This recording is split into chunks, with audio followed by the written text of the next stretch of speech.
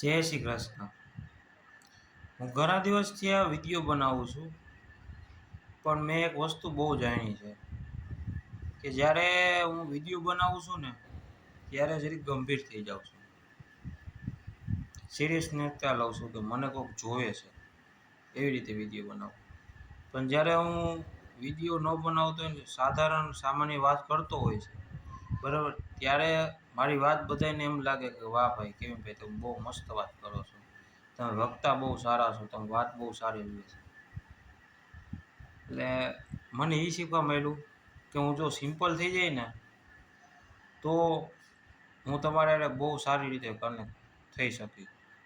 કે ભાઈ કોઈ જાતનું કેમેરા ચાલુ જ નથી, બરાબર છે. લાઈવ મેં એ વિચાર કર્યો. એમાં નાની એક વાત લઈ આવ્યો, જીવન એટલે શું?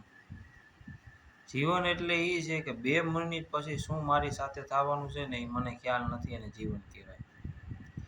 2 મિનિટ પછી ક્યારેક એનો કોલ આવી જાય ને ક્યારેક કોણ પૈસા માગશે, બરાબર મને ખ્યાલ. જીવન એટલે 2 મિનિટ પછી કયો ટાર્ગેટ આવી જાય. હું કોર્પોરેટમાં કામ કરું છું, ક્યારે કયો ટાર્ગેટ આવી જાય પૂરો કરવો પડશે.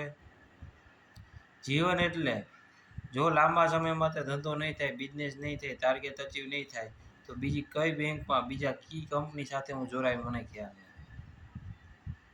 જીવન એટલે ભવિષ્યનું વિચારી અત્યારે દુઃખી થાવ એને જીવન કહેવાય. કાલે શું થવાનું કોઈને ખબર નથી અને આપણે અત્યારનું વિચારીએ છીએ કે કાલે શું થશે, એમાં અત્યારનું આપણે દુઃખી છીએ. એ જીવન છે. કાલ માટે ભેગું કરી લઉં, આજે દુઃખી થાય એને જીવન કહેવાય. 7 પેઢી આગું ભેગું કરી લઉં, બરાબર છે. એ બધું છે જીવન. એટલે કેવી ખ્યાલ નથી. જીવન એટલે હું કોઈ બધાને ખુશ નહીં કરી શકું એ પણ જીવન છે. શું કામ કે બધા આપણી પાસે ટાઈમ માગે, ભાઈ તું ટાઈમ ઉપર કાં ના આવ્યો, તારાથી ન થાય તો મને કહી દેવાય, તમે યાર ફરી જાઓ છો, કલાકનું કીધું તું 2 કલાકે ન આવ્યા, 3 કલાક થઈ. જીવન એટલે તમે કોઈ દિવસ કોઈ તમારા જીવનમાં જે પણ સંબંધ હશે એને ખુશ નહીં રાખી શકતો સંપૂર્ણ, એને જીવન કહેવાય. જીવન એટલે ઉત્પાત્યું જીવ કે જે તમને હખ ન લેવા દે. આમ કેના માટે આ બધું? કોના માટે કરવું? તો ત્યાં જે પ્રેમ મળવો જોઈએ એ ન મળે. આપણે આખું જીવન જેના માટે કરી નાખીએ છીએ, પોતાનું જીવન નિસ્વાર્થ ઘસી નાખીએ છીએ, એ જ વ્યક્તિ પાસે છેલ્લે આપણે કંઈ ન મળે સિવાય કે અફસોસ કે ભાઈ તે મારું કામ ન કર્યું. એ તો પછીની વાત છે, ઘર પરિવારની વાત છે. જ્યારે કુરબાની દેવાની વાત આવે ને ત્યારે કોઈ તમારી બાજુમાં ન રહે. એ પણ એક જીવનનો ભાગ છે.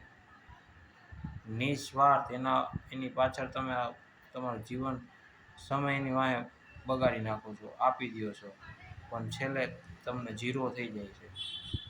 ત્યારે તમને એમ થાય કે આના કરતાં મેં ભગવાનને આપ્યો તો ઘણું હોય છે, તો પણ મારું જીવન આજ ક્યાં હોત. એ જ જીવન. અને જીવનમાં જ્યારે અફસોસ થાય એ પણ એક જીવન છે. શું કામ કે માણસને એક અફસોસ બહુ થાય છે, મેં આ ન કર્યું હોત તો, આ કર્યું હોત તો, આ ન કર્યું હોત તો, આમ કર્યું હોત તો. એ જ લાઈફ છે. જીવન માણવાની મજા પણ એવી છે કે તમને ન ખબર પડે કે 2 મિનિટ પછી શું થવાનું છે, બરાબર છે. જીવનની તો વ્યાખ્યા ઘણી બધી છે. આ તો મને આજ હાવ ઉમરકો વયો ગયો છે, શાંત થઈ ગયો છું, બરાબર છે. વિડીયો બનાવવા વિશે એ જ જીવન છે, એ જ લાઈફ છે.